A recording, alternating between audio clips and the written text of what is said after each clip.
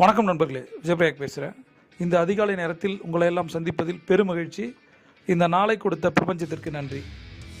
முதல்ல தங்க நேர டைரியில் 10 விஷயங்கள் கொடுக்கப்பட்டிருக்கு. தங்க நேரம்னா என்ன அப்படின்ற கீழே லிங்க் இருக்குது, கிளிக் பண்ணி அதை பார்த்துங்க. உங்கள் வாழ்க்கையில் கடன் இருக்கா, கமிட்மெண்ட் இருக்கா, கனவுகள் இருக்கா, எல்லாத்துக்குமான சொல்யூஷன் தங்க நேரம். இதை தொடர்ந்து 90 நாட்கள் பண்ணால் வாழ்க்கை மாறும் நான் சொல்கிறேன்.